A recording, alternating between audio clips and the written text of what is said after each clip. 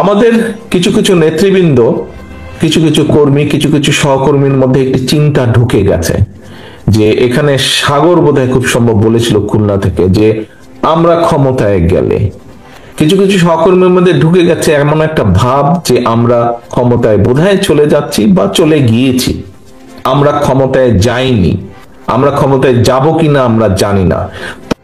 এইটা যদি আপনি চিন্তা করেন, আচ্ছা ঠিক আছে তারেক রহমান কিভাবে বলবে সেটা তারেক রহমান কিছু একটা বলে টলে সামলে নিবে, এগুলা যদি কেউ কিছু করে এগুলা কে নজরে দেয়?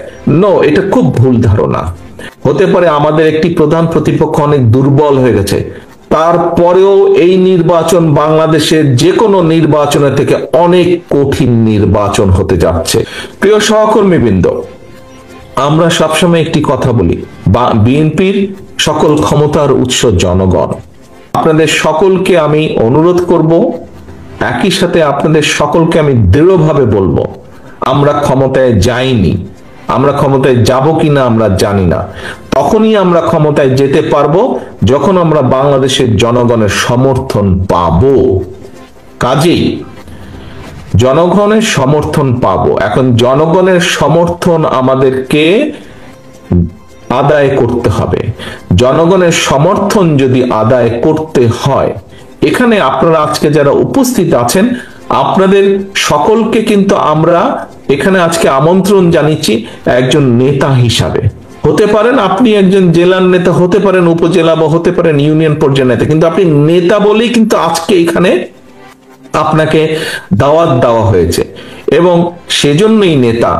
আপনার কথা, আপনার কাজ, আপনার উঠা বসা, আপনার চলাফেরা সবকিছুর উপর নির্ভর করছে বিএনপির আগামী দিনের ভবিষ্যৎ। বিএনপির আগামী দিনের ভবিষ্যৎ।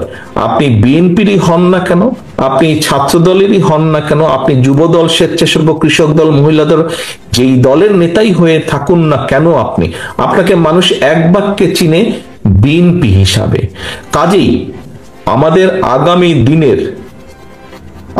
দিনের আমাদের সকল কিছু এমন হতে হবে যাতে জনগণের সমর্থন আপনার প্রতি থাকে, যাতে জনগণের সমর্থন দলের প্রতি থাকে।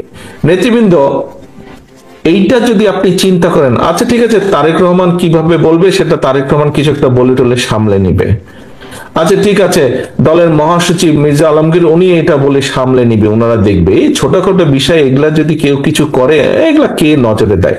নো, এটা খুব ভুল ধারণা। দায়িত্ব আমার একার না, দায়িত্ব স্থায়ী কমিটির সদস্য সকলের একার না, দায়িত্ব আমাদের সকলের।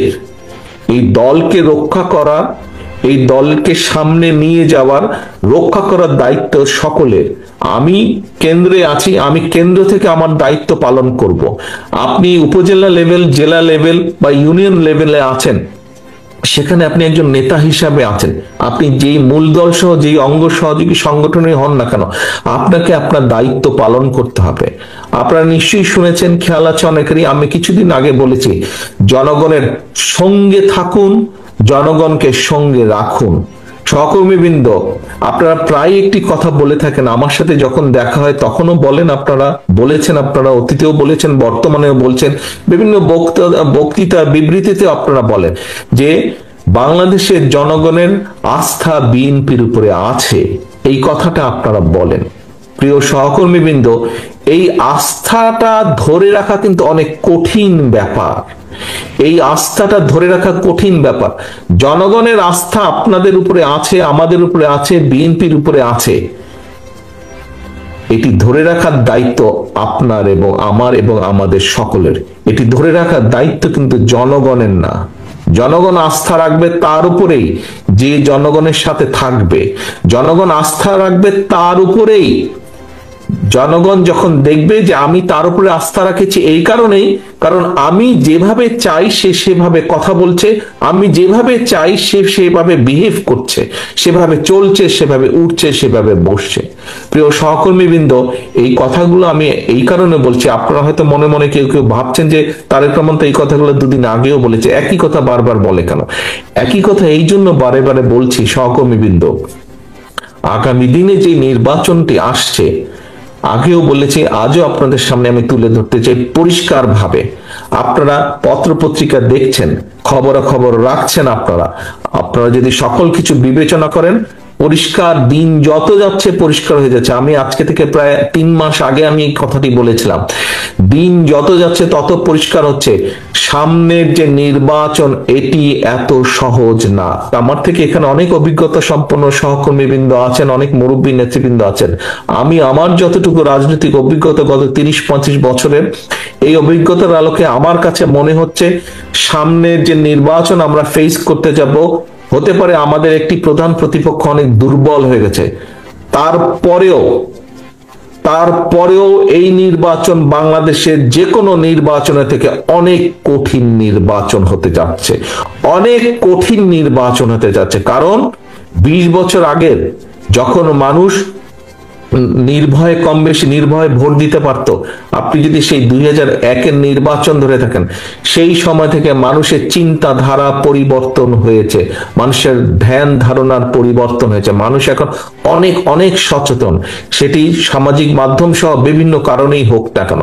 কাজেই সহকর্মীবৃন্দ, কেউ যদি মনে করেন যে আপনার এলাকার কোনো কিছু আপনাকে এফেক্ট করছে না, আর এটা কেউ জানবে না, এইটি ভুল ধারণা সম্পূর্ণভাবে, মানুষ জেনে যায়। কাজেই আমরা যদি কেউ কোনো বিগত 3-4 মাসে ভুল করেও থাকি, আপনার আশেপাশের নেতাকর্মীরা যদি কেউ ভুল করে থাকে, প্রিয় সহকর্মীবৃন্দ, একজন নেতা হিসাবে আপনার এটি অবশ্যই অবশ্যই দায়িত্ব তাদেরকে সঠিক পথে নিয়ে আসা, তাদেরকে সচেতন করা, তাদেরকে সতর্ক রাখা।